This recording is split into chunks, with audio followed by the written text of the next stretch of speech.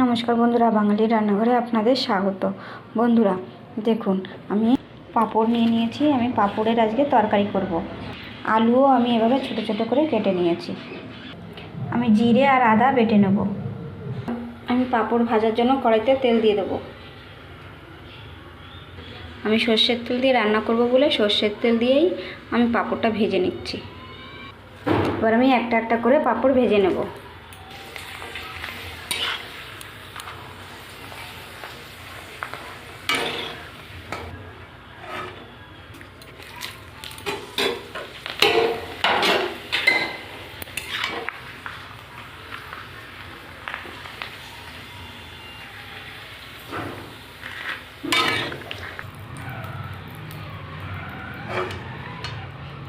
দেখুন, আমি পাঁপড়গুলো সব ভেজে নিয়েছি।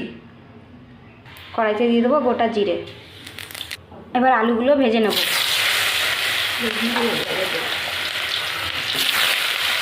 আলুর দিকে দিয়ে দেবো পরিমাণ মতন লবণ আর পরিমাণ মতন হলুদ।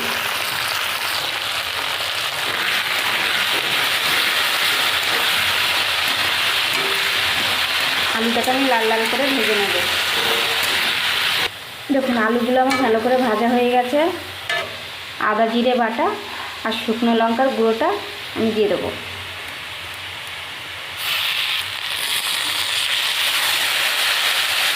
আমি মশলাটাকে ভালো করে কষিয়ে নেব।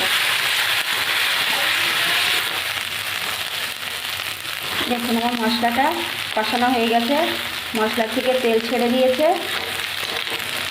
এবার আমি জল দিয়ে দেবো। এবার দিয়ে দেবো পরিমাণ মতন লবণ আর পরিমাণ মতন হলুদ।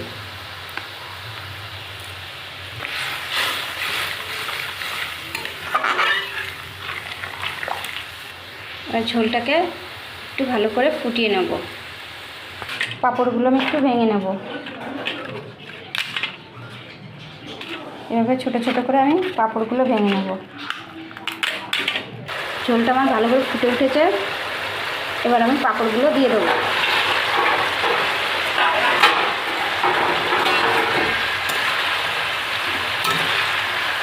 নামানোর আগে আমি একটু ঘি দিয়ে দেবো।